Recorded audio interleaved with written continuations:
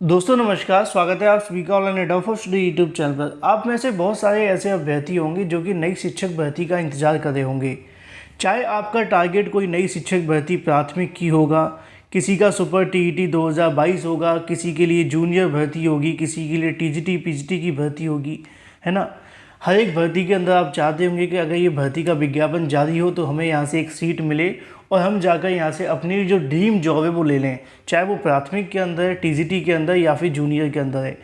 लेकिन दोस्तों हमेशा मैंने आप सभी को मोटिवेट करने की कोशिश की है। जब से हमने शुरुआत की है ऑनलाइन एडोफो स्टडी यूट्यूब चैनल की, तभी से मैंने छात्रों को मोटिवेट किया है कि आप लोग एक भर्ती के भरोसे ना बैठें। बिल्कुल आपका टारगेट प्राथमिक भर्ती है, आपका टारगेट जूनियर भर्ती है, आपका टारगेट टीजीटी भर्ती है। लेकिन क्या सिर्फ सीधा आप टीजीटी भर्ती के लिए जा रहे हैं? नहीं।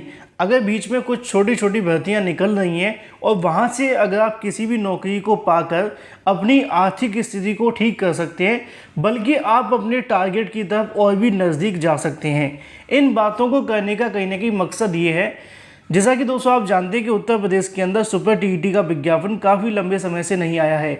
4 साल से अभ्यर्थी नई शिक्षक भर्ती का इंतजार कर रहे हैं और ऐसे में जो बीटीसी वाले अभ्यर्थी हैं वो तो बिल्कुल ही बेरोजगार हो चुके हैं, क्योंकि उनको तो पिछले 4 सालों से कोई भर्ती देखना तो दूर की बात है, नाम तक नहीं लिया जा रहा सरकार के माध्यम से।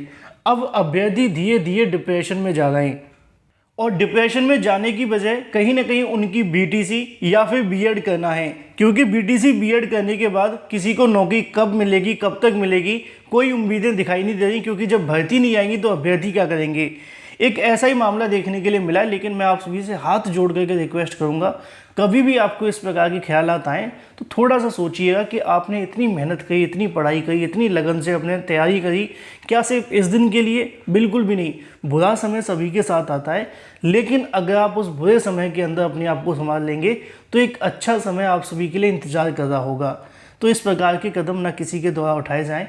आप सभी से रिक्वेस्ट है, फोकस करें, आपका टारगेट जिस भर्ती को लेकर है उस पर लगे रहें। लेकिन अगर आपको लग रहा है कि उसमें समय लग रहा है तो कोई छोटी छोटी वैकेंसीज निकलती हैं एसएससी, रेलवे, यूपीएससी और यूपीपीएससी के माध्यम से, उन पर फोकस अवश्य बनाया करें।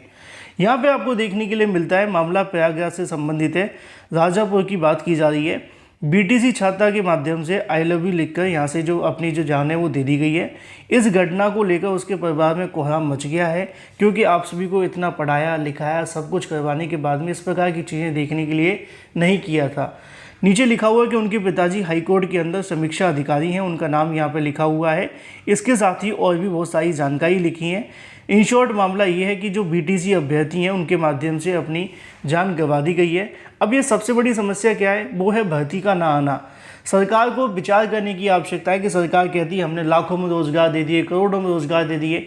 अरे आप लोग हर साल बीएड बीटीसी करवाते हैं, भर्ती के नाम पे अनुपात समानुपात ला देते हैं, कभी कहते हैं ये कभी कहते हैं वो। तो कहीं ना कहीं सरकार की गलत नीतियाँ हैं जिसके चलते युवा इस प्रकार के कदम उठा रहा है। यहाँ पे उनके माध्यम से लिखा भी हुआ है कि इसमें किसी की कोई गलती नहीं है, बस डिप्रेशन है। और डिप्रेशन का शिकार क्यों होते हैं आप जानते हैं? नौकरी ना मिलना, पढ़ाई करने के बाद अपने ऊपर गिल्ट फील होना कि हमने इतना कुछ कर लिया लेकिन आज भी हम कुछ कमा नहीं पा रहे हैं। तो इस प्रकार की चीज़ों से आपको बचने की आवश्यकता है। अपने घर परिवार में बातचीत करें और अगर कोई समस्या है तो उसका निवारण करने की कोशिश करें, ना कि इस प्रकार के कदम उठाएं। उम्मीद है कि आप लोग और भी अभ्यर्थी तक इस वीडियो को शेयर कर देंगे, जिससे कि कोई भी अभ्यर्थी डिप्रेशन में न जाए, पॉजिटिव रहें। भर्तियां आएंगी, आज नहीं तो कल भर्तियां आएंगी, लेकिन उसके लिए आपको रहना पड़ेगा। बात कर लेते हैं अपनी अगली अपडेट के बारे में, जो कि संबंधित है उत्तर प्रदेश के अंदर प्राथमिक और जूनियर भर्ती, मतलब जूनियर स्कूलों के अंदर यहाँ से समिति का गठन किया जा रहा है योगी सरकार के माध्यम से। योगी सरकार ने हाल ही में कई बड़े बड़े फैसले लिए। आप सभी ने देखा कि यहाँ पे जो रिटायर्ड शिक्षक हैं उनको रखा गया। सरकार ने ये कहा कि यहाँ से उनकी आने से गुणवत्ता में सुधार देखने के लिए मिलेगा। ये 2 से 3 दिन पुरानी कटिंग है, मैंने आप सभी को दिखाई भी थी, जहाँ पे बताया गया था कि परिषदीय स्कूलों में रिटायर्ड शिक्षक लाए जाएंगे। नए शिक्षकों को अपने अनुभव के साथ ही शिक्षक यहाँ से देंगे, उसका जो मंत्र होगा वो यहाँ पे शिक्षा के लिए दिया जाएगा। इसके अलावा यहाँ पे ये भी लिखा हुआ है कि नवाचार के साथ शैक्षिक गुणवत्ता पे जोर देखने के लिए मिलेगा। और भी तमाम जानकारी यहाँ पे लिखी हुई, कैसे चयन किया जाएगा, क्या होगा, ये सब मैंने आपको पहले से बताया हुआ है। एक और सरकार ने जानकारी दी थी कि प्राथमिक स्कूलों को सुधारने के लिए निजी विद्यालयों की मदद ली जाएगी, जिससे कि यहाँ पे वो उनको गोद लेंगे और गोद लेने के बाद में प्राथमिक विद्यालयों की जो दशा है या फिर जो भी समस्याएं उनका निवारण किया जाएगा। उसी के संबंध में यहाँ पे भी आप सभी को देखने के लिए मिलेगा कि प्राइमरी स्कूलों को संभालने के लिए समिति का गठन कर दिया गया है। अगर बात की जाए प्राइमरी और जूनियर स्कूलों में कायाकल्प विद्यांजलि पोर्टल के क्रियान्वयन के लिए समिति गठित की गई है। यह समिति ऑपरेशन विद्यालय कायाकल्प के तहत सामाजिक व व्यक्तिगत सहयोग से स्कूलों का सुंदरीकरण करेंगे। समिति में 8 सदस्य देखने के लिए मिलेंगे और इसके जो अध्यक्ष होंगे वो डीएम देखने के लिए मिलेंगे। मंगलवार को डीएम सूर्यपाल गंगवार ने बैठक में कहा कि इस समिति का मुख्य उद्देश्य समाज व व्यक्तित्व का सहयोग करने के लिए धनराशि से मिलने वाले जो कहीं ना कहीं उनसे धनराशि मिलेगी उनमें स्कूलों का सुंदरीकरण, गुणवत्ता शिक्षा, अच्छा वातावरण बनाने का प्रयास होगा। अब सरकार के माध्यम से कई अलग अलग बड़े बदलाव किए जाए जिससे कि प्राथमिक और जूनियर स्कूलों में सुधार देखने के लिए मिले। ये कितने कामयाब होंगे इसकी जानकारी तो आपको भविष्य में ही मिलेगी। बात कर लेते हैं अपनी अगली अपडेट के बारे में जो कि संबंधित है चयन बोर्ड के माध्यम से जारी नई नोटिफिकेशन के बारे में। उत्तर प्रदेश माध्यमिक शिक्षा सेवा चयन बोर्ड के माध्यम से एक नया नोटिफिकेशन जारी किया जाता है। जैसा कि आप जानते हैं कि चयन बोर्ड की ओर से टीजीटी पीजीटी से संबंधित जो विद्यालय होते हैं उनकी भर्तियां की जाती हैं। उसी के संबंध में टीजीटी पीजीटी विद्यालयों के लिए निकाली गई थी प्रधानाचार्य भर्ती, उसके संबंध में यहाँ से नोटिफिकेशन जारी किया गया है। विज्ञापन संख्या 03 परीक्षा 2013 संस्था प्रदान प्रकाशित विज्ञापन 31/2013 को लेकर संशोधित विज्ञप्ति 6/2/2014 को जारी की गई थी। इसमें आवेदन करने के लिए अंतिम तारीख 25 फरवरी 2014 देखने के लिए मिली थी। आवेदन की अंतिम तिथि में आवेदन करने वाले अभ्यर्थी को सूचना दी गई थी कि यहाँ पे उत्तर प्रदेश माध्यमिक शिक्षा सेवा चयन बोर्ड की नियमावली 1998 के अनुसार शैक्षिक अर्हता, अनुभव, ख्याति और भी तमाम जानकारी यहाँ पे लिखी हुई हैं। इसके संबंध में नीचे लिखा हुआ है कि 17/2/2022 को ज्येष्ठतम अध्यापकों को इंटरव्यू कार्यक्रम 14/3/2022 से लेकर 30/5/2022 तक सम्मिलित किया गया था।